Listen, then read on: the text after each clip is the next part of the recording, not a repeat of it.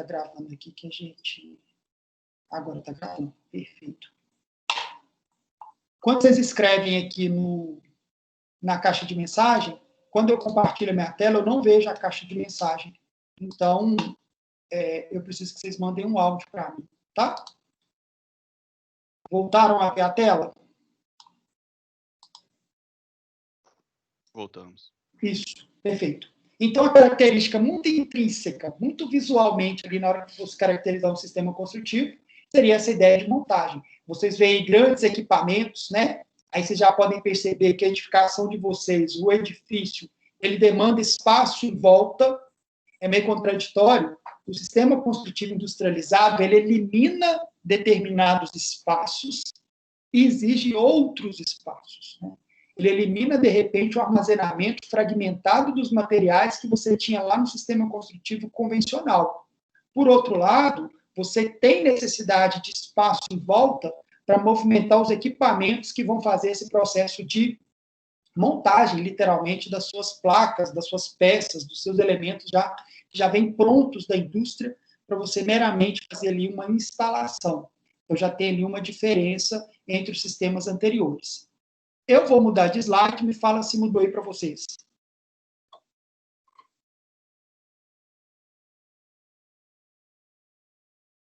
Mudou ou não? Não. Não. É porque tem um atraso mesmo. Ah, tá. Mas será que... Mudou, agora mudou. Mudou? Perfeito. Dentro dessa caracterização primária que a gente está fazendo dos sistemas construtivos, no que se refere a planejamento, suprimento e logística, só lembrando que eu preciso da paciência de vocês hoje, já que o sistema ainda está funcionando bem, né? Vocês estão vendo duas imagens, né? A primeira, vocês estão percebendo exatamente a situação, ó. É uma peça que foi fabricada na indústria, e aí, qual foi minha aluna que perguntou a diferença do fabricado e do pré-fabricado em relação ao painel de concreto? Minha aluna está por aí? Lembram da pergunta, pessoal? Uma aluna perguntou para o professor, sim, se os painéis de concreto poderiam ser chamados de industrializados ou pré-fabricados, alguma coisa assim.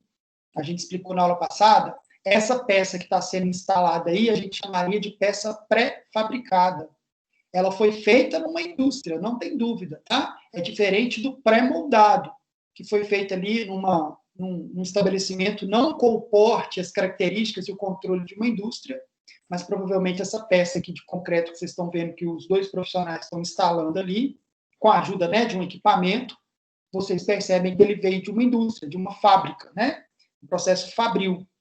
Automaticamente, essa característica mostra ali que você tem dois apenas funcionários fazendo ali o ajuste, já denota para vocês uma necessidade de um rigor em relação às dimensões, tá? Uma característica muito necessária para o processo construtivo industrializado é o rigor executivo.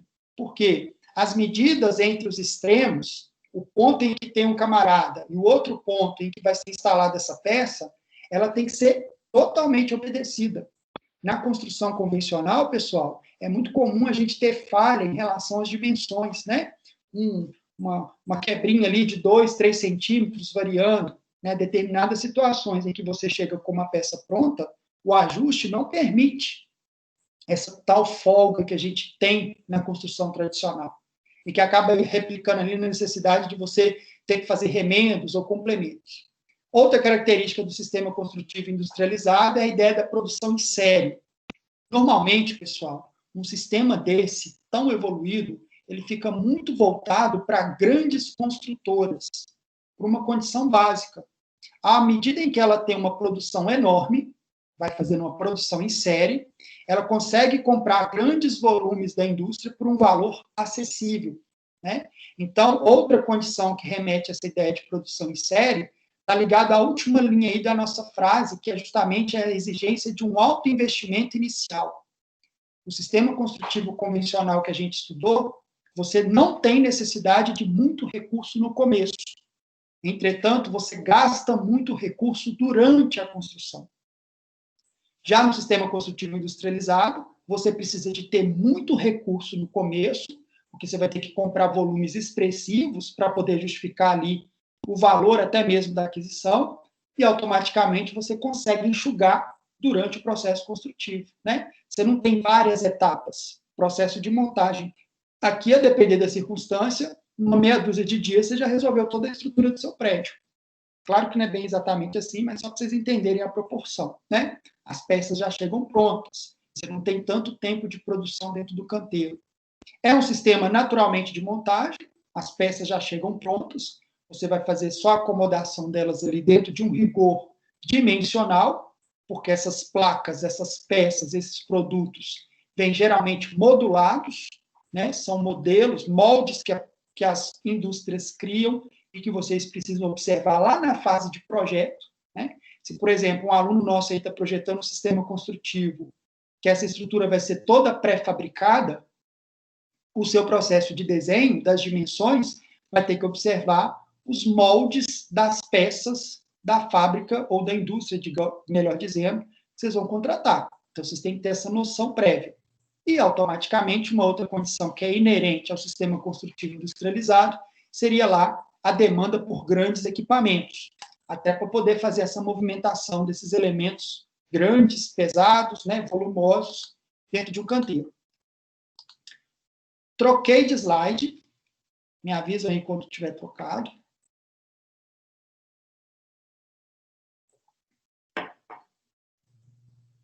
O próximo tem uma imagem do lado direito, que é um painel de uma vedação, provavelmente Trocou. Isso. Uma característica muito comum para sistema construtivo está relacionada ao sistema construtivo industrializado, pessoal, em relação aos materiais, né?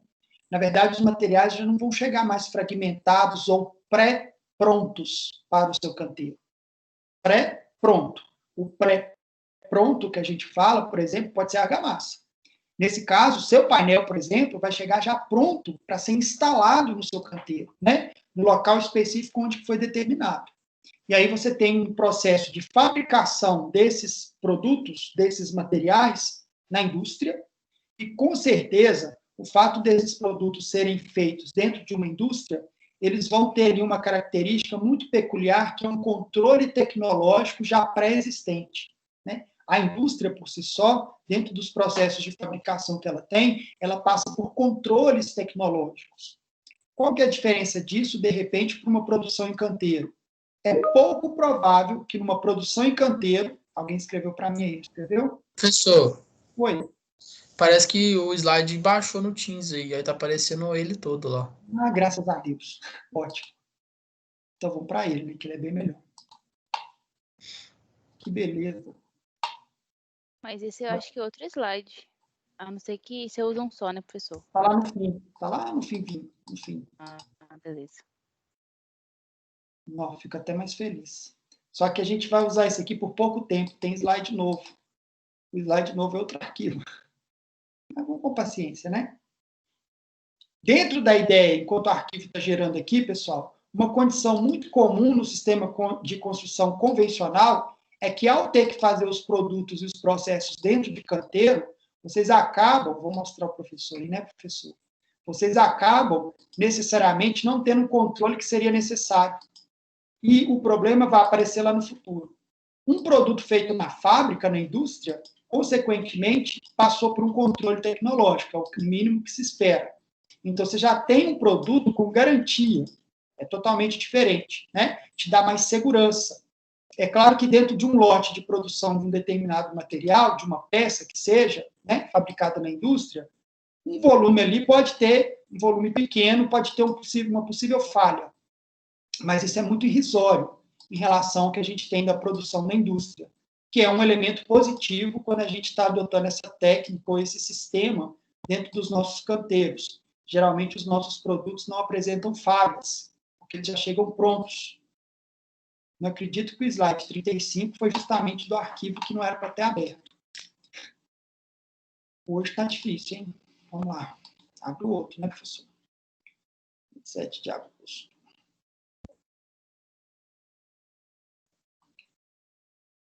Me desculpem mesmo, mas é porque... 27. Era para ter aberto um arquivo, abrir outro.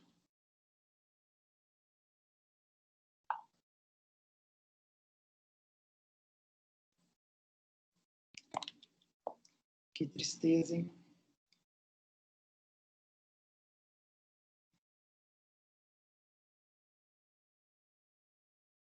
Vou sugerir uma coisa para vocês aqui, ó. Os slides que faltam para terminar esse arquivo são 3. Se vocês não se importarem, nós vamos usar o celular agora, o telefone que eu mandei no grupo. Se alguém, porventura, se sentir prejudicado, pode falar que eu tento encontrar outra alternativa. Para tentar abrir o arquivo novo, porque aí parece que está dando um intervalo, né, para até baixar o arquivo, e aí coincide de ser exatamente o momento que a gente vai abrir o novo. Pode ser assim? Por mim, tranquilo. Ok. Tem alguém que está sem o arquivo? Que aí eu vou tentar abrir já o novo, porque esse daqui deu um problema. Ó. Era para abrir um, abrir o outro. Como ele está demorando a carregar, eu vou carregar já o que, de fato, é para a aula de hoje. E vamos contar com a sorte que, na hora que a gente terminar o slide nosso, ele vai abrir aqui o novo. Se a gente pegar com muita paciência, né, o telefone aí agora, vocês vão ver exatamente onde que a gente está, que a gente está no slide lá, daquela placa, né, que está sinalizando um fechamento de uma vedação externa, que tem até uns vãos de janela lá, e as características que estavam sendo discutidas seria a questão dos materiais sendo fabricados na indústria, que, por consequência, traz uma condição melhor de qualidade, atribui maior controle, maior segurança nos produtos finais, com certeza é uma consequência, né? Está escrito aí atribuir maior segurança e qualidade, ou melhor dizendo, garantias, e, automaticamente, é um sistema também modular, porque ele vai ter medidas já pré-determinadas. Vocês podem solicitar, pessoal da indústria, medidas diferenciadas. O problema é que eles saem do molde. Ao sair do molde, acaba fazendo com que o custo daquela peça para vocês exclusiva fique extremamente caro. Só um detalhe. Quando a gente fala que o processo industrializado exige um alto investimento inicial, é porque se você comprar meia dúzia de placas, a indústria vai te vender. A questão toda é que meia dúzia custa um tantão, e quando você compra um caminhão daquilo, custa um pouco menos. E aí a ideia é você tentar otimizar para uma aquisição de um volume superior. O pequeno construtor, pessoal, que geralmente está dentro do sistema construtivo convencional, ele não necessariamente tem esse volume para produzir. Ele até gostaria de ter, mas não é uma condição comum para um pequeno construtor. Uma das características que define o pequeno construtor é o número de funcionários, de empregados, né? Se você quer trabalhar dentro de um setor construtivo industrializado, você tem equipes maiores, porque a necessidade sua de obras é um volume bem mais expressivo. Mas muito cuidado com o detalhe, tá? Processo construtivo industrializado, no que se refere à mão de obra, eu não sei necessariamente se está aqui no próximo slide, tá? Nós vamos para ele já de uma vez, né? Pegando o último slide aqui da sequência do arquivo que o professor mandou hoje no telefone, né? Já pegando o gancho da mão de obra, a capacitação e a qualificação desses profissionais num sistema construtivo industrializado é total. Não pode ter dúvida, não pode ter falha. O tipo de contratação aqui exige um rigor, né? Os profissionais que vão estar trabalhando dentro de um canteiro industrializado, eles têm que ter capacidade de obedecer uma série de técnicas e procedimentos, né? Vai acontecer, às vezes, do profissional ter que interpretar ali procedimentos técnicos de um projeto. Então, você já percebe que é um profissional diferenciado. Ao mesmo tempo que isso pode encarecer a mão de obra de vocês, né? Uma mão de obra de um operário no sistema convencional custa um tanto, e, de repente, esse mesmo profissional, porém, no sistema industrializado, pode custar um pouco mais. A questão, pessoal, é que você ainda vai ter economia nesse industrializado, porque o número de funcionários que vai para dentro de um canteiro é totalmente reduzido. São poucos funcionários, porque o processo está quase todo pronto. Você só vai conduzir o processo de montagem. Sem contar também que a qualidade em relação à tratativa dos profissionais é totalmente diferente, né? Então, há que se exigir ali um conhecimento, uma capacidade técnica muito maior do que o que até então era obrigatório, né? No sistema construtivo convencional, ou até mesmo, às vezes, no racionalizado. O planejamento, no que se refere para a gente trabalhar a questão do sistema construtivo industrializado, eu diria que ele tem que ser total, escrito aí, completo da obra, né? O planejamento ele tem que englobar todas as informações de projeto, em nível compatibilizado, para que, de fato, você possa ter ali um possível sucesso. Mas aí a gente tem que tomar cuidado. Independente de ser sistema construtivo convencional, independente de ser sistema construtivo racionalizado, ou até mesmo sistema construtivo industrializado, a ideia do planejamento, sem ter um controle durante a obra, não é positiva, né? Não vai ter os resultados que você quer. Por quê? Não adianta ter planejamento se você não tem controle, e o controle se dá durante a execução da obra. Então, nesse caso, fundamentalmente, principalmente em relação ao industrializado, o controle aqui tem que ser milimétrico, não pode ter falha. Então, você tem que ter bons profissionais ali para poder atuar dentro dessa área.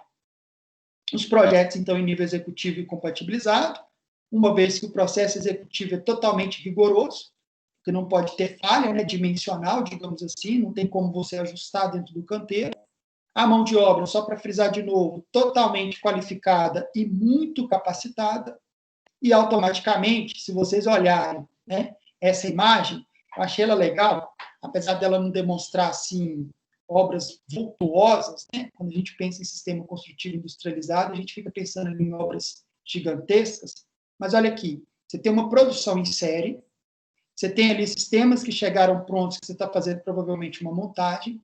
Se vocês observarem a estrutura organizacional do canteiro, em relação ao número de funcionários, a organização, a limpeza, vocês têm até uma certa, como é que eu posso dizer assim, a pessoa fica até satisfeita, né, com a imagem que vê. Por quê? Porque é um canteiro que passa uma ideia de serenidade, está tudo acontecendo perfeitamente, né?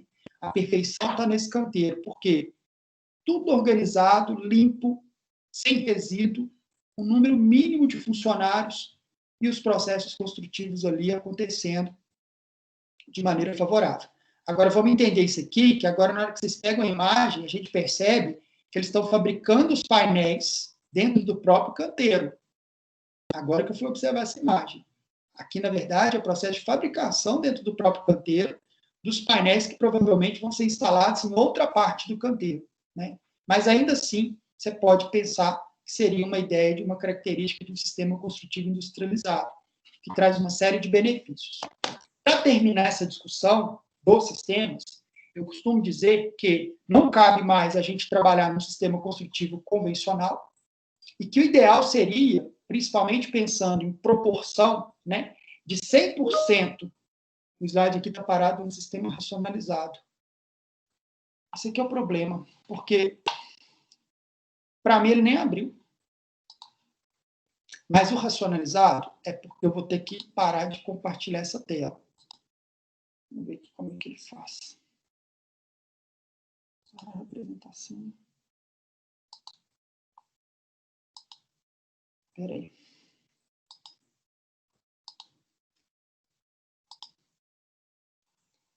Vou tentar abrir de novo o arquivo aqui.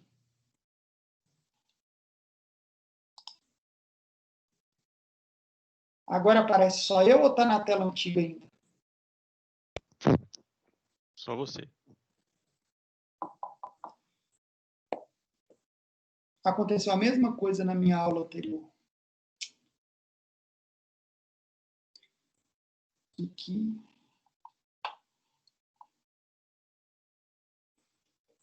Enquanto tenta carregar aqui, só para fechar o link do que a gente estava falando.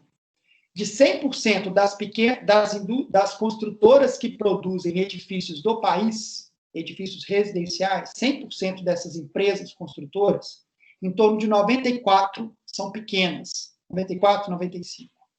O restante é grande, pequeno, médio. Professor, o que você quer dizer com projetos em nível executivo compatibilizado? Perfeito. Espera aí, Ana, que eu vou te explicar isso, tá? Nessa ideia, pessoal, se a gente tem um volume expressivo de pequeno construtor, é muito provável que a gente entenda que não é acessível o sistema industrializado na sua completude. Só que a gente não pode ficar reclamando e nem ficar triste, não. A gente não pode nem deve ficar no sistema construtivo convencional, e existe uma ligação. Quando eu penso no racionalizado, que está no meio, eu vou entender ele como uma ponte. A ponte é para ligar dois extremos, do ruim ao excelente. Pode ser que, por exemplo, a Ana Beatriz comece como pequena construtora atendendo procedimentos racionalizantes dentro da sua obra, e ela vai criando capacidades e vai desenvolvendo até chegar num porte de empresa que seja lá utilizando sistemas totalmente industrializados. Porque se a Ana quiser pular do convencional, sair do convencional direto para o industrializado, no meio desse trecho aqui entre um e outro tem um abismo. Ela vai cair no abismo. Por quê?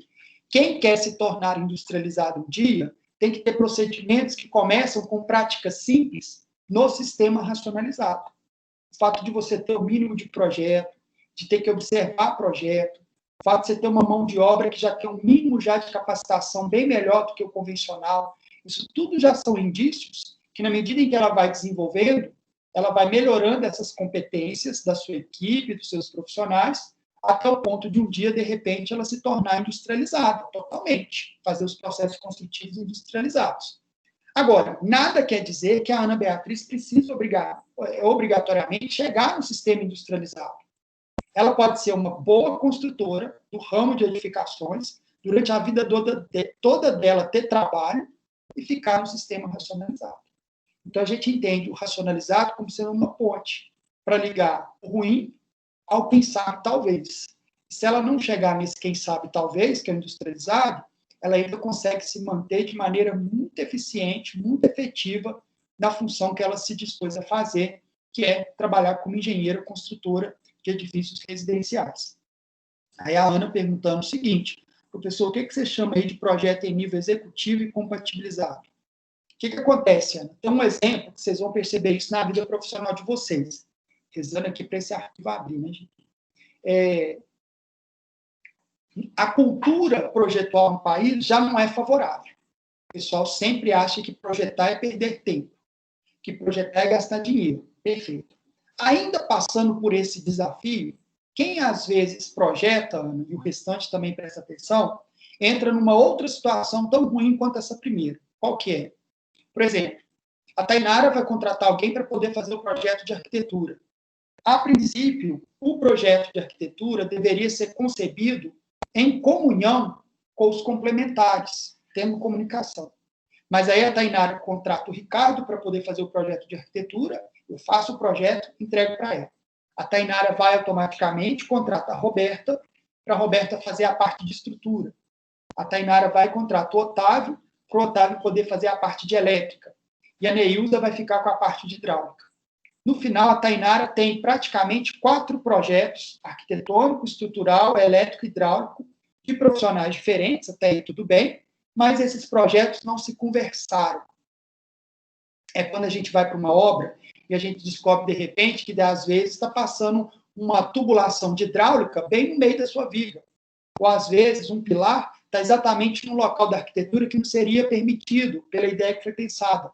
Quando a gente faz esse processo de identificar essas variações, o Gabriel está falando que acontece muito, acontece mesmo, se a gente tenta fazer isso antes, a gente elimina esse problema durante a obra. É o processo que a gente chama de compatibilização. O arquitetônico feito submete aos complementares, hidráulica, elétrica, estrutura, etc. Esses profissionais fazem a sua primeira proposição, devolvem isso para o arquiteto, ou para o arquitetônico, o profissional que está gerenciando os projetos, e aí automaticamente, exatamente isso, automaticamente esse profissional vai comunicar com eles as variações que ele está percebendo, no sentido de tentar corrigir elas durante o projeto. De modo que na hora que terminar o pacote projetual, Ana, você tem um conjunto de projetos todo ali redondinho, todo mundo comunica com todo mundo. Os elementos foram respeitados, as variabilidades foram identificadas em tempo, não esperou chegar isso no canteiro para você ter que parar e resolver problema dentro da obra. O fato de você fazer essa integração dos projetos, a gente chama de compatibilização. Que no BIM, igual a Tainara falou, é o I. O BIM, o I, a letra I, é de integração. Você vai integrar a equipe para, no final, entregar um projeto único, não um recorte. Porque, senão, na hora da obra, a Ana vai receber um projeto de um, com o projeto de outro, com o projeto de outro, cada um cuidando só da sua técnica, e, no final, ela tendo que juntar aquilo tudo e transformar em algum bicho. Vai ser alguma coisa assim, um animal. Alguma coisa estranha vai sair dali, mas não vai sair o prédio, porque cada um puxou só para o seu lado. Isso é a compatibilização. Já o executivo, Ana, é esses projetos compatibilizados com todas as informações necessárias para construir. É redundante, mas ao mesmo tempo a gente tem que lembrar que quando a gente fala de um projeto executivo, além dos desenhos técnicos, todos os projetos têm que ter ali, por exemplo, o processo executivo definido. A gente chama de memorial descritivo. Eu tenho que descrever como que aquele desenho técnico vai ser construído. Porque esse caderno que a gente chama de memorial descritivo, ele vai para o canteiro e ele orienta os procedimentos para a equipe de canteiro, até para a gente observar o planejamento. Além do caderno de memorial descritivo, que é a descrição dos serviços, de estrutura, de elétrica, de hidráulica, de arquitetura, a gente também tem um caderno de especificação. Por quê? Todos esses projetos deveriam oferecer também a identificação dos possíveis materiais que vão ser utilizados na obra. Agora, todo mundo presta atenção no professor. O professor falou a especificação dos materiais. Eu não falei da marca, porque tem diferença. Eu não posso, por exemplo, no meu projeto, falar que o piso vai ter que ser piso porcelanato da cerâmica, da fábrica, vamos lá, Eliane, né? Tem um piso aí, geralmente no mercado, que é da marca Eliane. Não estou falando do produto, nem do fornecedor, veio na memória. Eu não posso indicar que o piso tem que ser da cerâmica Eliane. Eu vou ter que dizer o seguinte: piso cerâmico, acesso instalado na área da sala, com dimensões tais, na cor tal, com as características tais. Quando você for para a obra, você tem a identificação do produto que você precisa comprar. Aí você vai no mercado e procura os possíveis fornecedores.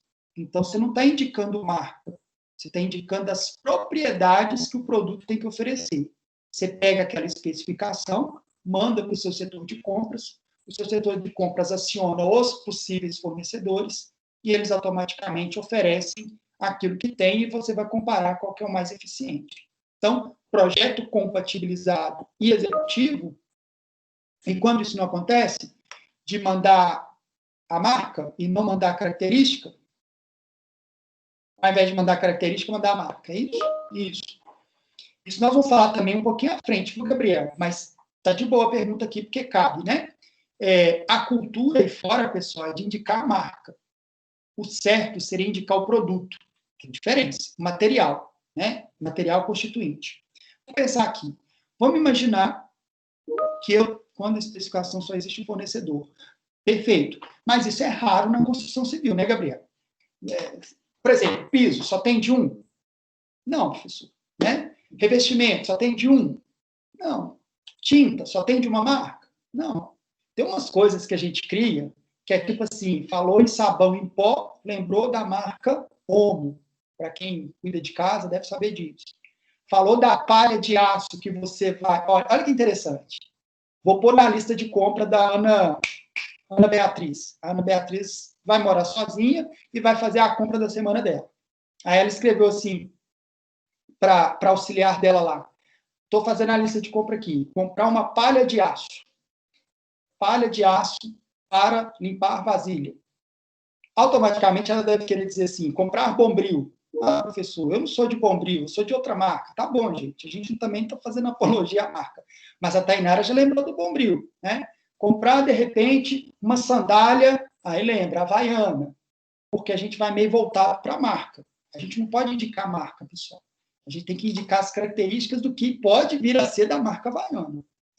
Por quê? Vamos pensar aqui. Vamos imaginar que o Gabriel especificou que o piso que vai ser colocado na sala, ele não deu as características do piso. Ele falou que tem que ser uma cerâmica da marca Eliane. Tá, perfeito. Até aí tudo bem. Tem dois problemas aí. Até aí tudo bem, coisa nenhuma. Tem dois problemas aí. Se essa marca desaparecer, como é que eu vou resolver o produto dele? Já que ele me direcionou só para uma. Ah, professor, mas de repente ela é única no planeta. Não, piso não é não. Tá? Piso eu sei que não é. Então, automaticamente, você já viu que tem um problema. Segundo, acontece um problema muito sério, isso é muito comum na arquitetura, tá?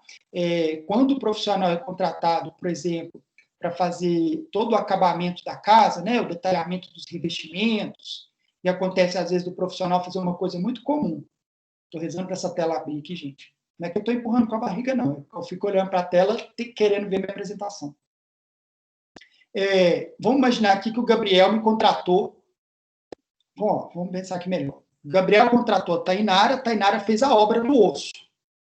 E aí o Gabriel descobriu que eu sou um arquiteto da parte de acabamentos, de interiores, e que ele quer me contratar para eu poder indicar para ele quais serão os revestimentos, os acabamentos, né? As pinturas, as texturas, tudo isso da casa dele. Perfeito. Aí, quando ele me contrata, eu viro para o Gabriel e falo assim, então tá bom, nós vamos marcar uma reunião. Aí o Gabriel acha que é no escritório, e fala, não, nós vamos marcar lá na loja fulano de tal. Te encontro lá. No primeiro momento, isso pode ser bom, mas no outro pode ser ruim. Eu acho que tá andando aqui, só está demorando. Porque quando a gente chega na loja, ele pode entender o Gabriel que eu estou levando ele só para mostrar alguns exemplos. Só que a intenção do arquiteto não está querendo só mostrar exemplo. O arquiteto está querendo chegar lá, mostrar e fazer ele comprar. Vocês acham que isso aí tem alguma coisa por trás ou não? Levei o Gabriel na loja, numa loja específica, e falei com ele, vamos comprar essa peça, vamos comprar isso aqui, vamos comprar 25 mil aqui. 25 mil reais. 25 mil reais, não. Vamos comprar 80 mil reais aqui de revestimento para sua casa. Qual que é o problema que está por trás?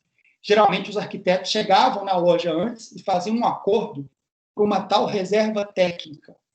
No final, quando o Gabriel pagasse 80 mil, em torno de 3% a 5% desses 80 mil, o dono da loja passava para o arquiteto por fora. Ou seja, o Gabriel poderia ter pago não 80 mil, mas 80 mil menos 3% ou 5%. O negócio é tão sério, pessoal, que quando o Conselho de Arquitetura foi criado, é recente, né? Deve ter seus poucos 10, 15 anos, não sei exatamente quanto tempo, o Conselho começou a ir atrás desse tipo de profissional e caçou o conselho de cada um deles, o número do conselho deles, porque isso é ilegal. Você não pode direcionar a compra para a pessoa. Você pode indicar as características. Se ele chegar à conclusão que vai ser na loja de fulano ou de ciclano, aí já são outros 500 e foi o cliente que definiu. Agora, quando você já chega com uma pré-definição, que no final você sai com uma reserva por trás, né, com o dinheiro ali nas beiradas, aquilo ali é ilegal. Teve profissional que cassou a sua formação em função disso. O conselho cassou isso. Né, o direito que ele tinha de exercer a função. Por quê? Porque o profissional tem que dar as características. Olha, o piso para a sala tem que ter uma dimensão de 70 por 80, o piso tem que ser esmaltado, tem que ter um acabamento no final que não pode ser de borda, tem que ser um acabamento retificado, esse piso não pode ser poroso, ele tem que ter uma capacidade de resistência a impacto medido X, ele tem que ter uma impermeabilidade, não sei qual, ele não pode, de repente, ter ali uma capacidade de aquecimento térmico, ou seja, eu vou dar índices. Quando eu especifico dessa forma, você tem as características do produto. E aí você vai para o mercado e é livre para encontrar quem vai te oferecer. Agora, se ao invés de passar isso tudo, eu falo assim, piso São Gabriel. Piso do Gabriel vai virar São Gabriel. Automaticamente eu estou direcionando o meu cliente para um único local. Não pode. É ilegal. Não pode ser feito. Então, essa especificação tem esse problema também. Mas, voltando na origem, né, o compatibilizado e o executivo é quando você tem toda essa suficiência de informações para poder, de fato, dar condições de executar a obra e de garantir ali que tem todo o ordenamento prévio. Uma das condições de planejamento é projeto executivo compatibilizado, porque aí você planeja a obra em cima de definições já exatas e, consequentemente, você tem mais controle, mais domínio durante a obra. Esclareceu, Ana? Gente, esse arquivo está uma coisa cabulosa. Tá certinho, Ana? Tem mais alguma coisa ou pode seguir para frente? Ótimo. Eu vou tentar compartilhar essa tela, não gosto disso, mas não gosto porque eu acho que a tela não fica legal, não vejo vocês, né? Vocês aqui escrevendo. Mas parece que o que tem para hoje é isso. Vamos fechar esse. Vamos abrir esse. Isto é assunto novo e o problema é que está dando esse desvio danado. Né? Não pode.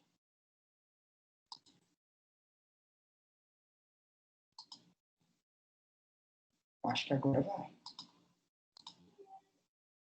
Me digam aí, por favor, se o slide está numa tela nova. Tá. Ótimo. Se não troca, quer dizer, vamos trocar, né? Só vamos dar aqui um posicionamento para vocês. Hoje, provavelmente, vocês receberam um arquivo novo. E aí vocês falam assim, poxa, mas esse arquivo está cheio de teoria de novo, professor? Pessoal, a gente tem que criar um entendimento, né? E aí, na medida em que a gente vai desembolando isso, as coisas vão ficar muito mais fáceis no fim. Vou contar uma coisa para vocês que eu falei na turma da manhã. Os alunos que passam por esse caminho agora comigo, quando vão fazer uma aplicação prática lá na frente, que vai ter uns trabalhos, né, automaticamente, na hora da apresentação, eles falam de coisas que eles aprenderam no começo. Eu fico muito satisfeito, porque eles começam a ver que as coisas têm ligação, têm sentido. Então, é importante a gente passar por isso aqui. A aula de hoje, ela começa agora num outro contexto. Depois que a gente entendeu os tipos de sistemas, técnica, tecnologia, inovação, a importância disso, né? A necessidade da gente mudar as nossas formas de produzir edifícios em função de uma série de problemas que a gente tem aí no mercado que a gente vai atuar, eu preciso trazer para vocês agora uma discussão do chão que vocês vão encontrar. Qual que é o terreno que vocês vão pisar, né? Em que lugar que vocês vão atuar enquanto profissionais. Uma primeira defesa para a discussão de produção de habitações, vocês estão vendo aí uma tela que provavelmente tem 6 imagenzinhas, né? De construções variadas. Pus até uma diferenciada aqui do lado direito de vocês, que é o edifício do Niemeyer, aqui na Praça da Liberdade, é residencial também, né? Mas ele é bem atípico em relação à forma, mas independente disso é uma habitação, né? Um conjunto de habitações ali. Você tem outras variáveis aqui também possíveis, algumas até remontando a um nicho de mercado muito comum para o engenheiro civil, que é a produção de moradia popular, né? Habitação popular. É uma chance que a construtora, melhor, que a construção civil viu como possibilidade de aquecer o setor, haja vista aí os elementos facilitadores do governo, mas a gente precisa discutir produção de habitações por várias razões. E a primeira delas, vamos ver se a gente troca o slide aqui. Trocou para vocês? Agora virou 3 imagens e um punhado de palavrinha. Ainda não, professor. Agora Foi. sim. Agora foi. Perfeito. Nesse slide aqui tem uma série de justificativas por que a gente vai ter que estudar a produção de habitação, né? E pensando na ideia dos desafios. Vocês sabem comigo que dentro do setor que vocês vão atuar, vocês vão estar sempre sujeitos a uma necessidade muito intensa de serem produtivos. Toda hora a gente fala disso, né? A construção civil tem que ter altos índices de produtividade, tem que melhorar muitos índices de produtividade. Ou então a gente ouviu falar assim, a construção civil não consegue ser produtiva ao ponto de atender a necessidade de moradias do país. Ou seja, o setor que foi feito para isso, para produzir moradia, não dá conta de produzir a quantidade que o país demanda. Então tem problema atrás disso aí, né? Será que são as nossas formas de construção? Será que é a tecnologia que está atrasada? Será que é, de repente, muito em função dos projetos que a gente propõe, que não vão com essa pegada de produtividade, né? De tentar melhorar o processo produtivo? Temos que pensar. Outra exigência que o setor de vocês também vai demandar é a ideia de eficiência. Eficiência pode estar muito ligada à ideia de produtividade, né? Meio que quase consequência, ou meio que palavra irmã, né? A gente fala muito da deficiência em relação aos processos construtivos, que deveriam ser mais eficientes. Uma das questões que faz, de repente, o sistema ser pouco eficiente está muito em razão da mão de obra, né? Pelas características que a gente já conhece, que a gente já falou aqui nas aulas anteriores. Uma outra demanda também, pessoal, um outro desafio muito preeminente na vida de vocês ao longo de toda a vida, vai ser essa necessidade que o país tem por moradia, que a gente usa o termo que é o déficit habitacional, né? É uma deficiência em relação ao número de moradias que o país deveria oferecer. Traduzindo, tem muita gente aí precisando comprar sua moradia para poder morar, né? Para ter sua casa própria, e a gente sabe que o setor não dá conta de atender isso, né? Quais são os problemas? Por que isso tem acontecido? Ao invés de diminuir, os índices só têm aumentado. Nós vamos mostrar isso. Por outro lado, o lado esquerdo de vocês aí, né? Do lado de produção de habitações, está escrito assim que vocês também têm uma demanda muito existente, muito efetiva, que é a necessidade da gente pensar em sustentabilidade na produção de habitações. O setor vai exigir isso de vocês. Um bom profissional tem que saber que sustentabilidade tem que existir no processo de produção. Diga. Alguém escreveu alguma coisa? É porque eu não consigo ver a escrita junto com a tela. Mudou a tela. Ah, era só isso? Voltou para a primeira tela. A tela aqui tá aparecendo para vocês? Professor, eu acho que Agora- carregou o Teams. Carregou no Teams os seus slides. Graças a Deus, né? Agora estão me vendo e estão vendo a tela, não é isso? Isso. Isso mesmo. Ótimo. Então, ótimo. Que agora a gente vai para frente. Seguinte. A tela mexe aqui, eu fico até com medo. Sustentabilidade é uma demanda que vocês vão estar diante dela. Hoje em dia, a gente sabe que sustentabilidade é discutida em qualquer instância, né? Em qualquer situação. Na construção civil também não é diferente, não. E de que maneira eu vou produzir habitações pensando na sustentabilidade? Daqui a pouquinho nós vamos ver isso. Outro desafio que está do lado direito de vocês, né? Vocês serão engenheiros que vão atuar no segmento de produção habitacional e vão ter sempre na cola de vocês a necessidade de economia. Olha que contrastante, né? O governo oferece financiamentos para a construção de moradia, principalmente produção mais popular. No entanto, o valor que ele oferece é muito pequeno, e se a gente insistir em construir justamente no sistema construtivo convencional, a gente não dá conta de entregar as unidades que o mercado está oferecendo para a gente como oportunidade de trabalho, né? De que maneira que eu penso na economia nessa hora? Se eu não encontrar alternativas construtivas, novas formas de construir, ou mudanças de paradigma em relação à forma em que eu produzo habitação, eu não vou conseguir nem mesmo trabalhar para o governo. E quando eu falo trabalhar para o governo, é vocês se valerem desses programas habitacionais que a gente tem no país. Quando eu falo de programa habitacional, às vezes, dentro de uma sala de aula, o aluno pode olhar e falar assim, mas eu não estou formando para trabalhar, para fazer minha casa, minha vida. Só que a gente tem que lembrar de uma realidade. O país, ele demanda produção nessa área, e parece, posso estar enganado, que um dos caminhos possíveis de vocês desenvolverem renda, terem oportunidade de trabalho, emprego, é atuando nesse segmento. Podem até não gostar, mas é uma realidade. Porque se a gente for pensar que a gente não vai atuar nesse nicho que tem demanda, as construções talvez um pouco de padrão um pouco diferenciado, é um pouco mais difícil de você tentar adentrar ali para competir. Principalmente para quem for iniciante. Mudança de paradigma, porque a gente tem que mudar a nossa forma, a nossa proposta de construção. Outra necessidade muito fundamental dentro de um processo de produção, que, na verdade, a discussão toda que vai se dar aqui agora vai culminar nisso. A gente vai terminar com ele abrindo um outro assunto, que é a necessidade das nossas moradias oferecerem desempenho, né? Passou a ser exigido. Então, quem quer produzir habitação no país tem que lembrar que tem que atender também a tal exigência de desempenho. Quem quer produzir moradias, habitações no país para fazer seu serviço e alguém poder comprar, vai ter que também estar sujeito a uma procura intensa sobre inovações, porque se não tiver inovação no nosso processo construtivo, a gente não deve vencer na vida, né? Os processos construtivos convencionais já são totalmente ultrapassados. Então, vocês percebem que o cenário que aguarda vocês está cheio aí desses desafios. E o bom profissional tem que entender do que ele vai encontrar e criar artifícios para passar por todos eles. Porque praticamente isso tudo aí são obstáculos. Como que você quer chegar lá na ponta? Né?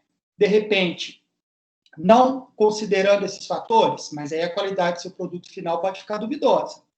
E se for para passar por isso tudo, quais são as competências que eu tenho que criar? Né? O que me aguarda em relação ao que o sistema vai me exigir e que eu preciso oferecer? Se a gente seguir aqui, a gente tem um slide que fica um pouquinho trocado aqui, mas a pergunta é o seguinte, né? Para produção habitacionais, por que a gente discute isso dentro de uma disciplina de tecnologia das construções para futuros engenheiros? Só para consolidar o entendimento e ninguém ficar pensando que a gente está indo para outro caminho, quando, na verdade, tinha que ir para outro, né? É uma disciplina profissionalizante, a nossa. Se eu penso nessa característica, e penso também que a formação dos alunos da Civil, do Coração Eucarístico, tem um direcionamento para a produção de edifícios, eu já sabia disso, e um dia a coordenação me avisou que o recorte que a gente tem que abordar para os alunos da Civil, do Coração Eucarístico, é a produção de edificações. quando vocês estão em outras unidades, vocês vão perceber que vocês têm disciplinas que levam vocês para outras áreas de atuação no mercado, mas o coração eucarístico especificamente tenta direcionar vocês para a produção de edificações. Mercado de trabalho é uma condição básica, né? Tem que preparar vocês para o mercado de trabalho. Esse mercado de trabalho traz exigências do setor. Outra condição para discutir isso é a competitividade, às vezes até entre vocês próprios. Outra justificativa é a área de atuação. E se ninguém se sentir satisfeito até agora, entenda que é para, no mínimo, você criar oportunidade de trabalho, né? A gente tem demandas para a produção de moradia no país que vai muito distante de tempo. Então, a gente pode tentar atuar nessa área, desde que a gente tenha competência para isso. Seguindo aqui, a primeira questão que a gente traz é uma caracterização da indústria que vocês fazem parte. Ao mesmo tempo que a gente vai ficar muito satisfeito aqui agora, daqui a pouquinho nós vamos falar que não é bem assim que as coisas acontecem. A gente trabalha dentro de uma indústria, né? Existem várias indústrias. Uma indústria muito comparada com a gente, com a nossa, e que é uma comparação até desleal, é quando a gente pega números ou dados da indústria automobilística e tenta comparar com números e dados da indústria da construção. Eu sei que são produtos diferentes, mas as indústrias acabam se comparando. O problema é que existe uma condição muito peculiar que faz a gente ter ali especificidades que destoam muito do processo da indústria automobilística. Só para vocês pensarem o seguinte: num processo de fabricação de um carro, primeiro a indústria cria um protótipo, testa, e se tiver tudo certo, ela replica aquela mesma solução infinitas vezes.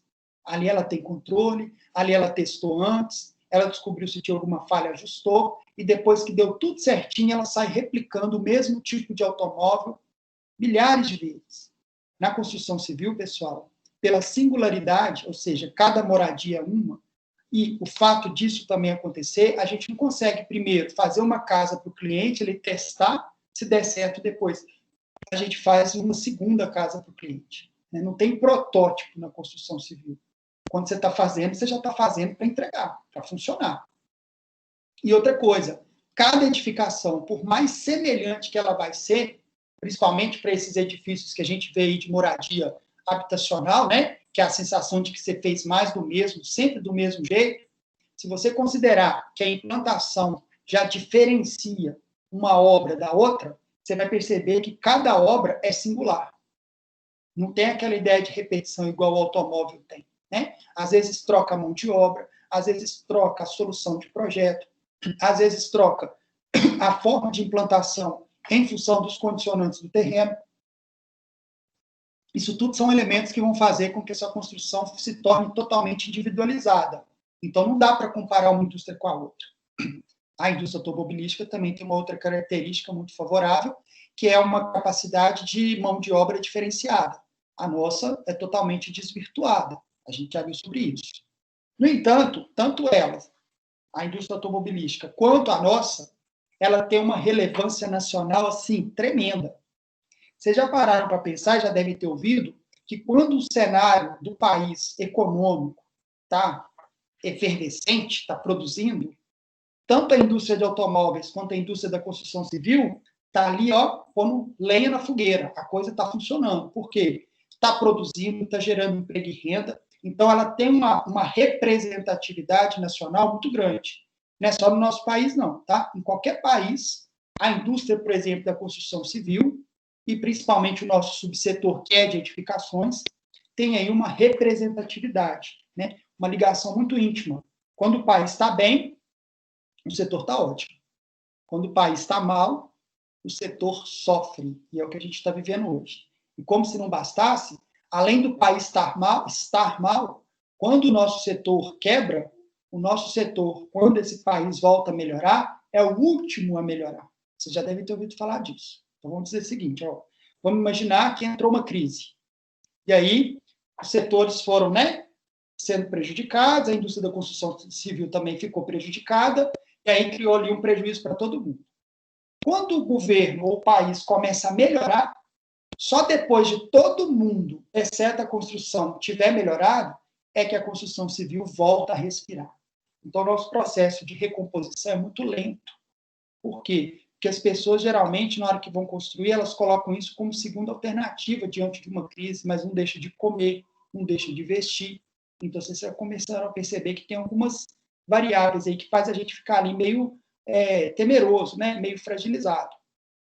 O nosso setor, ou a indústria da qual a gente faz parte, tem uma representatividade no produto interno bruto. Claro que, na medida em que ela produz muito, esse percentual fica gigantesco. Quando ela produz menos, esse percentual também reduz.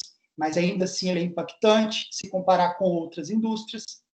A indústria que vocês vão fazer parte depois de formados contribui, sim, muito para o desenvolvimento de um país, né? Só repetindo, quando a indústria está a pleno vapor, o país inteiro movimenta, que tem uma condição básica aí por trás, tá? E é uma questão até honrosa, né? Por quê? Porque esse setor ele tem uma capacidade enorme de gerar emprego e renda. Só que aí a gente tem que entender que quando a gente fala para o engenheiro de capacidade de geração de emprego e renda, pode ser que vocês imaginem que seja só dentro do canteiro. Um canteiro absorve um punhado de pessoas, é fato. Né? Você tem ali uma geração de emprego ali enorme, dependendo do número de funcionários que você vai ter dentro do canteiro. Só que essa capacidade de gerar emprego e renda para o nosso subsetor, dentro da indústria que a gente faz parte, está dentro de uma cadeia muito maior. Nós vamos mostrar no próximo slide, que é quando a gente vai falar da cadeia da construção civil, quando ela está bem, o quanto que ela provoca de sensação, de situação extremamente favorável para o cenário do país nacional. Porém, o nosso setor tem uma amarração, uma dependência total com políticas públicas de habitação. E políticas públicas de habitação, a gente depende do governo. Então, existe ali uma dobradinha, né? Para o governo fazer toda uma geração de emprego e renda no país, ele tem que encontrar mecanismos para agilizar e favorecer a construção civil. Na medida em que a construção civil também vai produzindo, ela vai trazendo ali benefícios para o governo. Por qual razão? A população gera renda, emprego, todo mundo fica satisfeito, e no final o país também é visto como um país que permite ali desenvolvimento dos seus habitantes, digamos assim. Mas seguindo aqui, já com essa característica de geração de emprego e renda, a gente tem que chamar a atenção para vocês dessa peculiaridade.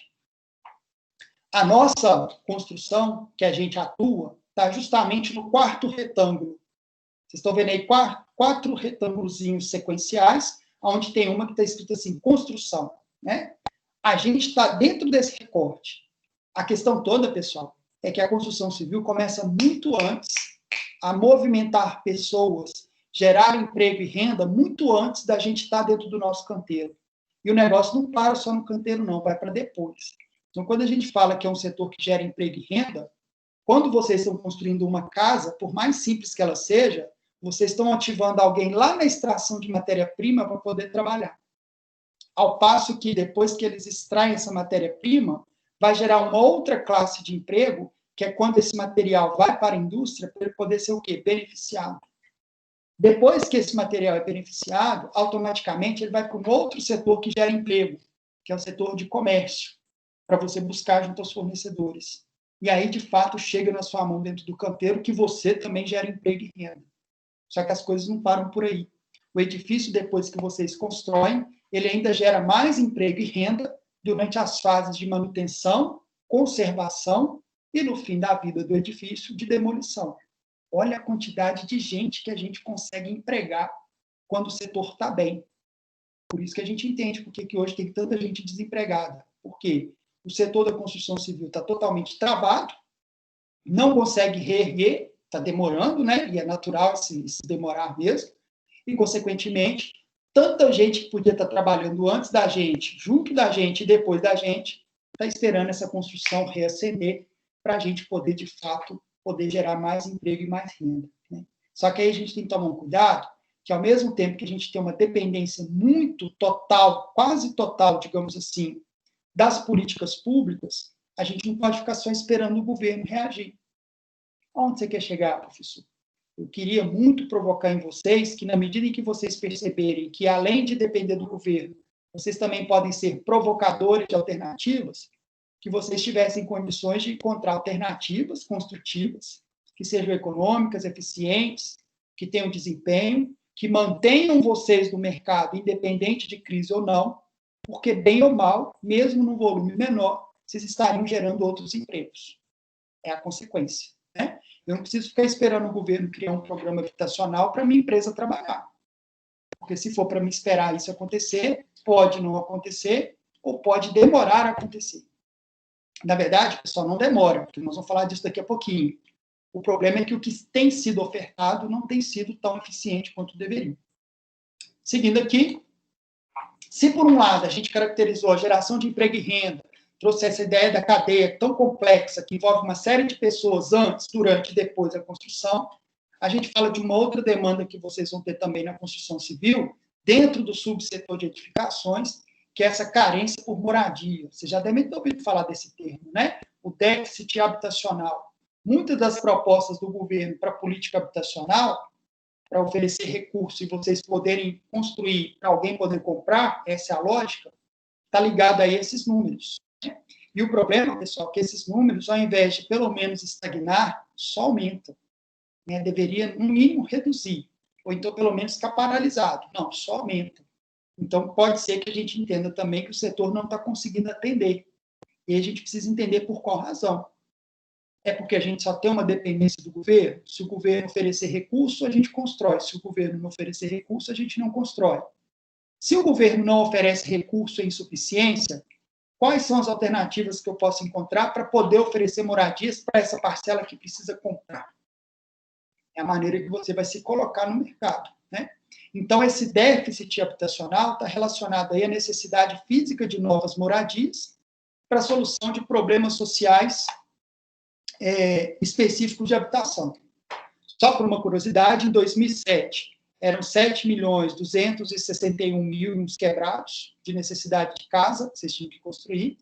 Vocês vão perceber a linha do tempo, que em alguns determinados anos, 2008 até 2012, a coisa ainda oscilou para menos. No entanto, quando a gente chega em 2017, a gente está aí na casa de 7.770.227 necessidades de moradias. Claro que isso é 2017, ainda falta 18, 19, 20. E aí não precisa entender que isso diminuiu, não, que pelo contrário, aumentou. Ou seja, tem muita casa para poder ser feita. A questão toda, para vocês entenderem por que o professor está discutindo isso aqui na disciplina de vocês, é que o país precisa de muita casa para poder ser construída, e quem vai comprar essas casas de vocês tem uma condição social muito pequena. Aí você fala assim, mas aonde você quer chegar, professor? Eu quero chegar que as construções que vocês vão fazer, elas têm que ter capacidade de serem compradas, em termos de aquisição, de valor. Então, se a gente não encontrar alternativas que sejam de fato econômicas, a gente não consegue ir até o potencial comprador, que é a pessoa que não tem tantas condições assim. Aí que entra o papel do governo, de favorecer o financiamento. Quando o governo cria um programa habitacional, ele favorece para que quem quer comprar uma casa e não tem dinheiro tenha condições, cria um contrato entre a pessoa e o governo injeta dinheiro na sua empresa para você poder construir, você constrói, recebe o seu valor, vai embora e cria-se ali aquele contrato entre o comprador e o governo. Se não for assim, pessoal, a maioria dessas pessoas nunca teriam suas casas. E muitas construtoras não resistiriam no mercado. Por quê? Não conseguiriam ter atuação, não conseguiriam ter ali um nível possível para poder atender.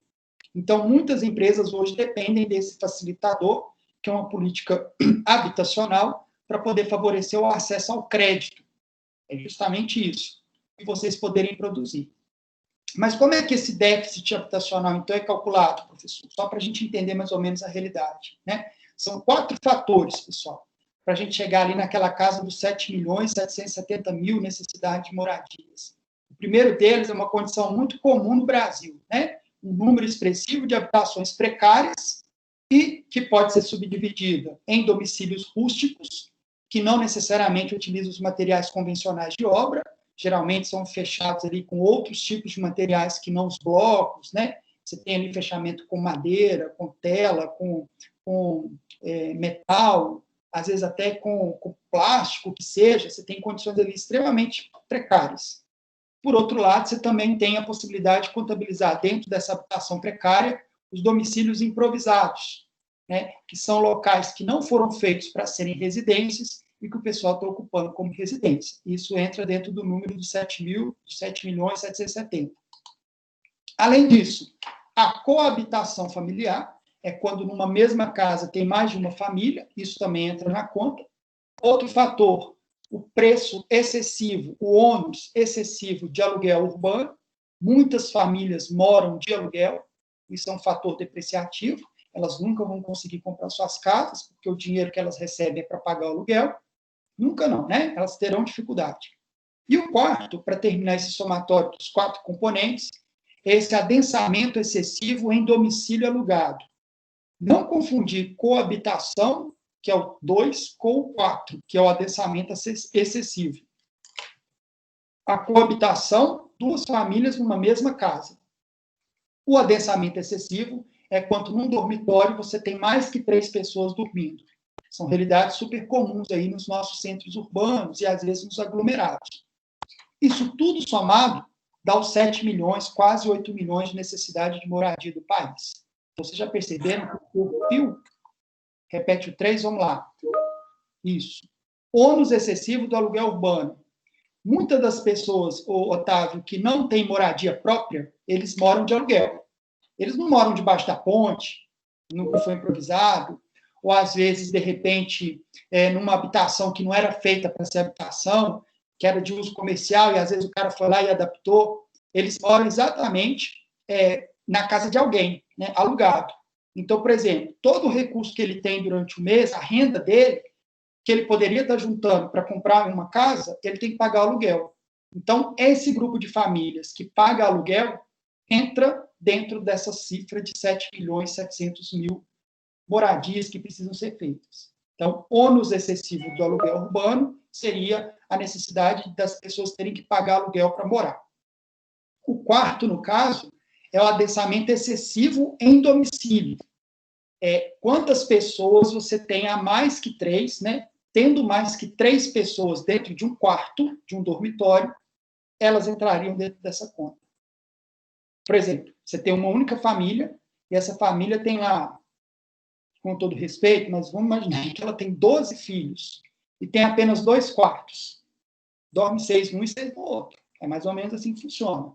Passou de 3 por dormitório, eles entrariam nesse cálculo excessivo, o que eles chamam aí de adensamento excessivo em domicílios alugados. Certinho?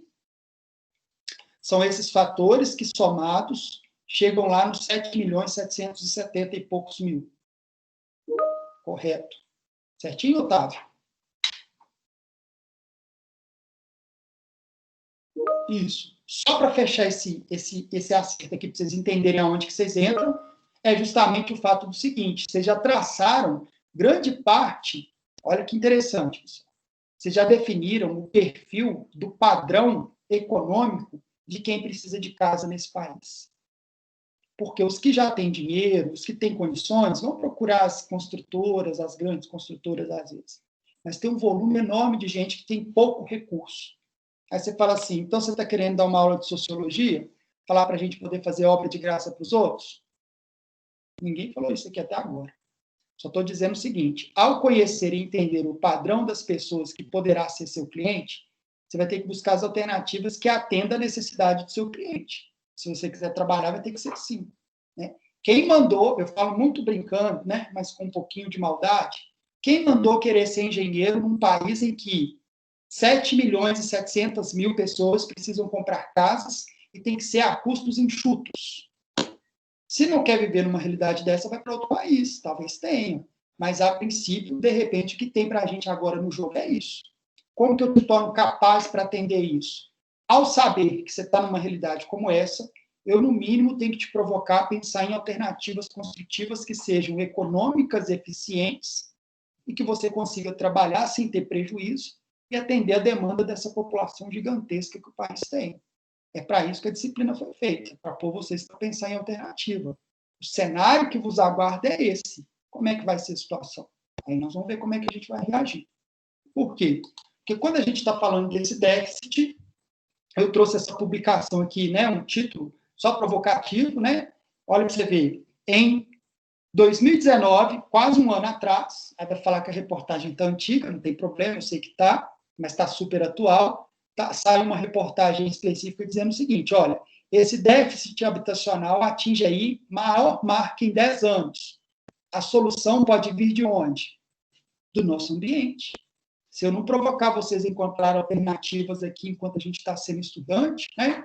Depois de formado, parece que vocês colocam uma viseira e ninguém consegue pensar em nada. É aqui que as coisas têm que transformar, né? Na universidade é que a gente tem que discutir esse tipo de solução ou dessas situações para vocês saírem daqui, no mínimo, incomodados a tentar encontrar alternativas para a gente poder, de fato, conseguir melhorar esse cenário, essa condição. Né? A gente pode e deve fazer as nossas moradias desde que a gente consiga ter competência para isso, e a competência pode estar aqui dentro da discussão nossa.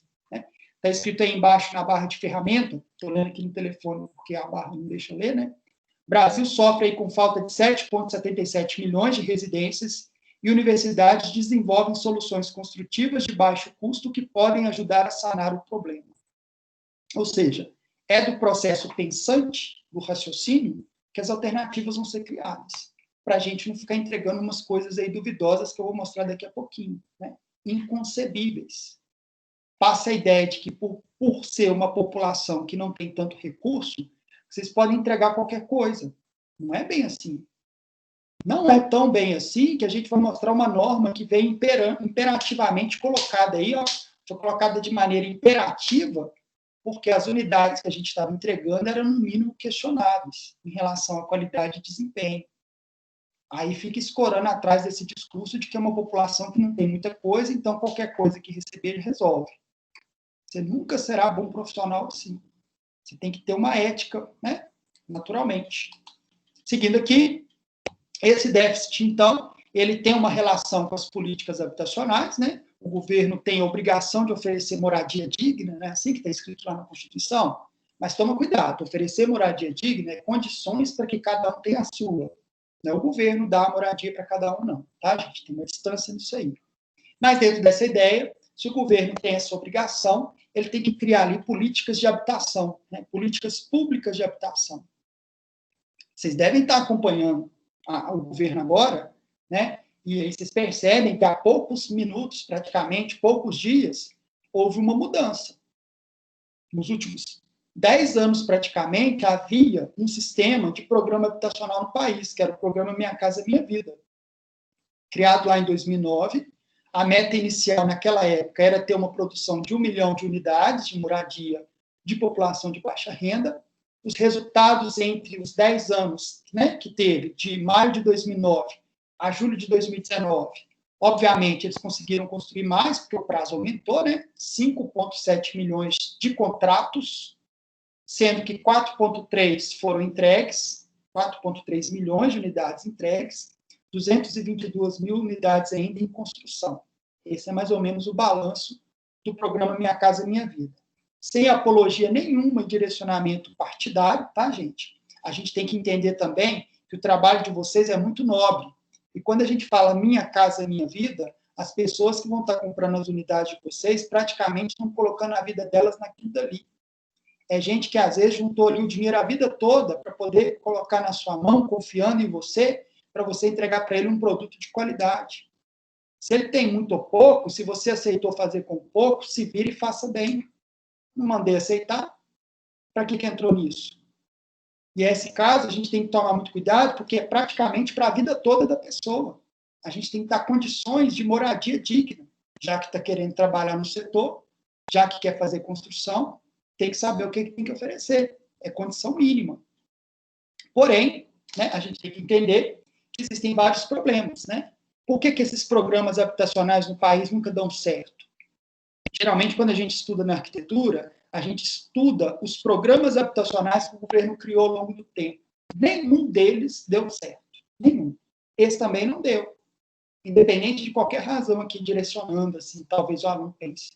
Nem esse, por mais que tenha feito lá valores e números e coisas e situações, nem esse foi efetivo. É um problema super comum no processo de produção habitacional do Minha Casa Minha Vida? Quando o governo criou as faixas, pessoal, ele deu ali um valor que você tinha que somar o valor da terra junto com o valor da construção, pacote fechado. E aí mandou o construtor assinar um contrato. Só que na hora que o construtor ou a construtora ia oferecer essa condição, que ele ia tentar comprar terra nas áreas urbanizadas, o valor da terra era extremamente alto, ao ponto que, para poder fazer valer esse programa habitacional, essas moradias tiveram que ser feitas, bem longe dos centros urbanos. Essa imagem de vocês aí, vocês observam que é um conjunto habitacional no meio do nada, praticamente do nada. Tem casos de inauguração de programa habitacional do governo em que não tem rua para chegar naquele núcleo, porque não tem infraestrutura existente que liga a cidade ao longínquo lugar onde que ele conseguiu comprar um pasto e colocar as casas lá para construir. Ou seja, o programa já tem problemas em relação até mesmo ao valor da terra. Por quê? Em função da valorização do terreno nos centros urbanos, a proposta do valor extremamente enxuto do programa habitacional não conseguiu se sustentar ao ponto em que teve que levar essas pessoas lá para a periferia, da periferia, da periferia. E depois a gente discute por que o camarada que recebeu, ganhou, comprou uma casa dessa lá longe, volta para as condições ruins dele aqui dentro da cidade. Porque a vida dele está aqui. A vida dele não está lá, não. E outra, se ele quiser se manter indo e vindo de lá para cá, ele vai gastar 3 dias para ir, 3 dias para voltar. Porque nem transporte tem. Então, gera uma série de problemas que a gente tem que avaliar se esses programas atendem ou não. Talvez essa é uma justificativa para o valor sempre aumentar ao invés de diminuir. Né? Mas tem vários fatores aí por trás. Por quê? Na medida em que a gente vai discutindo mais ainda, olha que interessante. Né? Mesmo tendo feito, de repente, numa área talvez até bem posicionada, aqui é problema de técnica construtiva, aqui é questão de falta de vergonha na cara, de quem? Dos construtores, né, que podem adotar sistemas construtivos melhores, mais eficientes, mas aí chega o grau da gente ver esse tipo de reportagem. Né? Foi feito um levantamento, 56% dos imóveis apresentavam falhas de construção. Inconcebível. Ao ponto de repente, ver que as pessoas que estavam entregando essas unidades devem estar pensando igual um ex-aluno meu. Essas pessoas não tinham nada. Por que elas estão reclamando com essas fissurinhas aí? Para quem não tinha nada, isso aí é o céu. Eu vou te dizer que você não está sendo um bom profissional, não. Porque você não está agindo com a ética e com o compromisso que você está assumindo quando você forma, né? O dia que o aluno forma, ele levanta a mão direita e fala um punhado de coisinha lá que eu fico só ouvindo. Pensando assim, tá sacando o que você está dizendo aí, né, camarada? Porque o que você está falando com esse juramento aí tinha que ser sua ordem do dia. E a gente percebe que não tem nada disso na vida prática, tá? De alguns. Tá? Mas aí vem esses danos, esses problemas, né? Com relação aí às falhas construtivas. Aí, se você falar que isso aqui é aceitável, eu vou só te perguntar se isso aqui é. Imóveis do Minha Casa Minha Vida apresentam defeitos antes do fim de garantia. E olha que isso aqui foi antes até de entregar.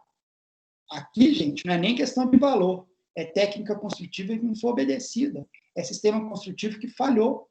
Cadê o engenheiro aqui responsável por essa obra? Já que ele quis entrar num processo desse.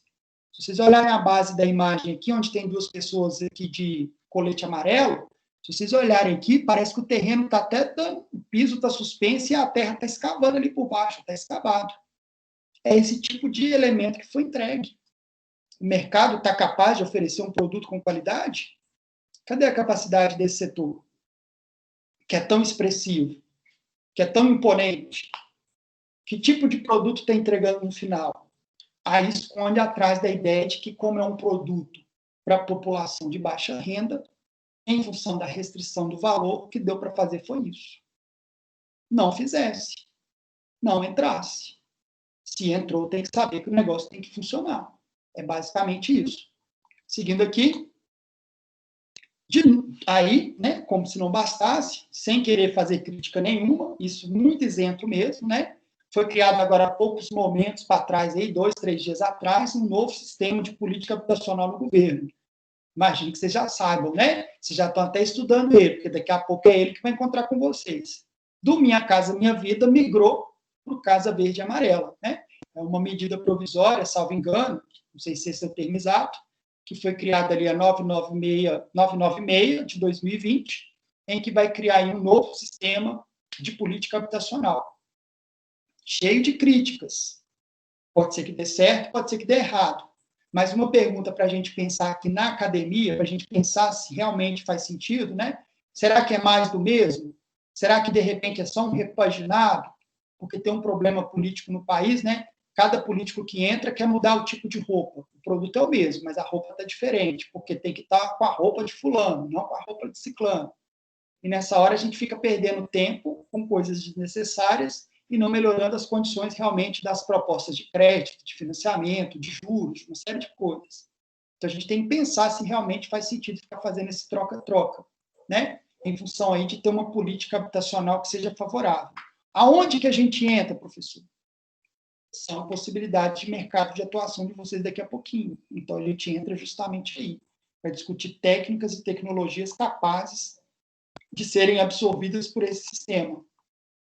Por outro lado, além do déficit habitacional, dessa relação com a política que a gente tem do governo, né, de programas habitacionais, uma outra demanda muito necessária para a construção civil está ligada a essa palavrinha, sustentabilidade.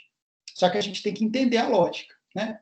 Hoje, quando a gente fala sustentabilidade, pode ter sustentabilidade em todas as questões que a gente lida, né? A vida nossa toda tem que ser sustentável, é fato. O problema é que a gente tem que entender exatamente o que é isso. E pensar nessa questão da sustentabilidade para a construção civil. Igual é diferente da sustentabilidade para outras áreas distintas, que não seja a nossa. Se a gente pegar pela origem da palavra, sustentabilidade, num primeiro momento, foi definida ou foi pensada para as questões ambientais. Ela tinha uma vertente totalmente ambiental. Só que, no entanto, na medida em que as coisas vão sendo discutidas e vai evoluindo o raciocínio, pessoal, chegou uma outra pessoa e falou o seguinte, é que, além de ambientalmente correto, a gente também tem que pensar nas questões econômicas, porque tem questões econômicas aqui que podem colocar em risco a questão ambiental. Então, ele já endossou mais um elemento dentro dessa base de sustentabilidade. E aí, por fim, chegou um outro mais ainda e falou assim, olha, além de se pensar na questão ambiental, na questão econômica, existem pessoas nesse processo todo. Então, a gente vai ter que pensar também nas questões sociais, de modo que a evolução foi tamanha, e hoje em dia a gente fala agora que a sustentabilidade é baseada num tripé, em que ele tem 3 pontas, tripé, 3 pontas, né, professor? E, consequentemente, todas as 3 variáveis têm o mesmo valor, o mesmo significado, a mesma importância. Não tem como você ser sustentável se você só observar questões ambientais e colocar em risco as questões econômicas, ou ser econômico e ambiental e colocar em risco a questão social. E a gente vai falar ao longo das nossas aulas dessas 3 vertentes para a construção civil. A primeira delas é ambiental, dá para falar muita coisa. A econômica vai ser quase que consequência. E a social, talvez alguém vai se surpreender quando a gente trocar num assunto aqui que é super comum na construção civil.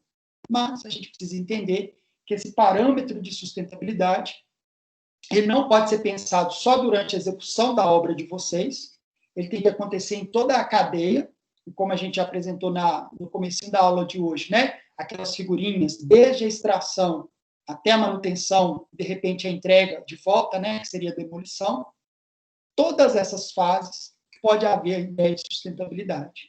De que maneira que vocês vão atuar e como que vocês vão atuar para garantir que isso tudo funcione. Sem esquecer também que é fundamental que o edifício, depois de pronto, continue sendo sustentável. De nada adianta o Otávio ter práticas de sustentabilidade durante a obra, que é um intervalo de 8 meses, 2 anos, quando aquela obra vai durar 30, 40 anos de maneira insustentável. Aí ele fala assim, mas aonde que eu entro nisso, professor? Ao ter projeto e obra que preza pela sustentabilidade, muito provavelmente o seu edifício vai ser eficiente em relação aos recursos. Seu edifício vai ser durável em relação às manutenções, não vai exigir tantas substituições, então automaticamente você está garantindo que depois de entregue, ele continua dentro dessa ideia de sustentabilidade, que não é simples, mas que a gente tem que mudar isso se a gente quiser manter aí o nosso cenário favorável para a indústria da construção civil, que é uma das que mais impacta em relação à sustentabilidade no planeta. Muitos dos problemas que a gente vê hoje, em termos de ambiente, econômico e social, está ligado às nossas ações duvidosas da construção civil. No que se refere à questão ambiental, a sustentabilidade ela tem vários pontos negativos, né? Pensando na construção civil. O primeiro é o seguinte, olha, o processo de produção de construção consome aí de 50% a 75% de todos os recursos naturais do mundo. Preste atenção nisso. Para produzir edifícios, a gente vai na natureza e extrai praticamente 50% de tudo que é extraído na natureza vai para a construção civil. Só que tem uma vergonha no meio do caminho. Além da gente ir lá extrair bastante, durante a extração gera resíduo. Quando esse material vai para a indústria, gera resíduo de novo. Quando esse material sai da indústria e vai para as lojas, para o comércio, gera resíduo de novo. Quando sai do comércio e vai para a obra, gera toneladas de resíduo. Depois de entregue, o edifício não funciona satisfatoriamente, tem que fazer uma série de correções, gera mais resíduo. Então, não satisfeito em ir lá na matéria-prima extrair quase tudo que o planeta tem, a gente devolve para o planeta o quê? Resíduo. Isso aqui não é fazer drama, não. Isso aqui é ter consciência da ação de vocês. Professor, como que a gente reduz isso? Pessoal, hoje, com a tecnologia, nós temos vários processos que eliminam a necessidade intensiva de extração de matéria-prima. Nós temos reaproveitamentos, nós temos uma série de alternativas que vão otimizando a necessidade de matéria-prima, que você não precisa ficar extraindo gigantescamente do mercado, da natureza, não. Desde que você encontre essas alternativas, né? Desde que você disponha a utilizá-las na sua obra. Um outro parâmetro negativo, só olhando a hora aqui, um outro parâmetro negativo aqui é a questão da... O que está escrito aqui? Estima-se que 40% da energia mundial é consumida pelos edifícios. Todo mundo presta atenção aqui agora. A figurinha aí está justamente para isso, né? Está mostrando um edifício todo envidraçado, num país de sol, que até de noite tem sol, fazendo um drama, e aí você percebe que ele está ali tendo um consumo extensivo de energia. Vamos imaginar, o Otávio, durante a obra, ele teve todas as tratativas executivas para economizar energia. É positivo? É nobre, está certo. No entanto, ele adotou práticas de projeto que faz com que depois que o edifício fique pronto, para ele poder funcionar em termos de conforto térmico, ele vai ter que ter ali ar-condicionado, ventilador, uma série de dispositivos que utilizam energia para poder garantir um pouco de conforto interno. Por quê? Porque, erroneamente, ele fechou o prédio dele inteiro de vidro. É uma realidade que a gente tem crítica aqui no país, né? Fechamento de edificações em vidro pode dar uma ideia ali remota de modernidade.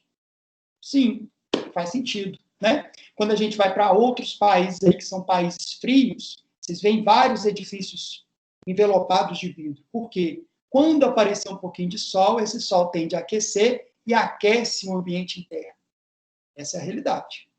No Brasil, que tem sol em cima, do lado, e sol até debaixo da terra, na minha sensação, né? Tipo, eu imagino, às vezes, está tão quente que tem um sol até no subsolo, vem a gente querendo aplicar técnicas de fora dentro de uma realidade climática totalmente diferente. Aí faz os nossos prédios todos fechados em vidro e tá com um ar-condicionado medonho lá dentro. Isso não é eficiente. Isso não é ser econômico. A gente está consumindo uma energia medonha. A gente já teve vários problemas com energia no país. O fato de a gente não ter pensado numa solução construtiva que, de fato, trouxesse eficiência de energia, faz com que a gente crie mais problemas e mais impactos no planeta como um todo, justamente por causa de uma aplicação duvidosa. Quando a gente tem alternativas, a gente não vai entrar nelas agora por causa do horário da aula, mas a gente sabe que a gente tem alternativas para isso, daqui a pouco nós vamos mostrar, de procedimentos comuns que atribuem conforto térmico, por exemplo, com elementos naturais, sem você ter gasto nada, só ter feito uma solução projetual efetiva. As aberturas, as janelas, tudo isso. Só para terminar esse aqui, né? Esse slide aqui ainda traz para a gente outro agravante. 15% de toda a disponibilidade de água é utilizado nas construções, seja durante o uso, ou seja, durante a construção propriamente dita. E o setor ainda, como se não bastasse, pelo fato dele ter ali uma série de produtos fabricados de maneira duvidosa, ele vai gerar também ali um grau de poluição medonho. A gente tem uma dependência muito grande de cimento. A gente sabe que a indústria cimentícia gera muitos poluentes. E aí a gente não tem que ser contra o cimento, mas a gente tem que pensar em alternativas que ou melhorem esse processo, ou às vezes encontrem outras possibilidades que possam também fazer um paralelo com o que a gente tem no mercado hoje. Ou seja, quando se discute sustentabilidade, a gente está percebendo que as nossas ações, sem pensar, geram uma série de consequências que podem ser econômicas de maneira negativa, né? Ambientalmente negativa também, e socialmente depois a gente vai dizer também sobre em que razão que isso de fato vai entrar. Pessoal, hoje a gente vai parar por aqui. Segunda-feira a gente pega o resto. Mata isso, porque a gente vai a caminho disso aqui, ó. Só para vocês entenderem e ficarem um pouquinho com mais alegria na disciplina. A gente vai falar sobre a norma de desempenho.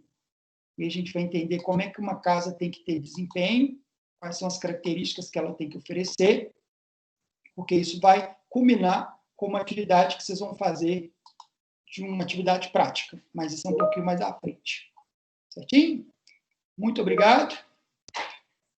Vou tentar ajustar esse equipamento aqui para não dar esse problema mais de projeção. A gente encontra na segunda-feira. Se tiver alguma dúvida, me escreve. Se tiver alguma necessidade também. E aí a gente vai seguindo. Até mais, gente. Obrigado. Até mais.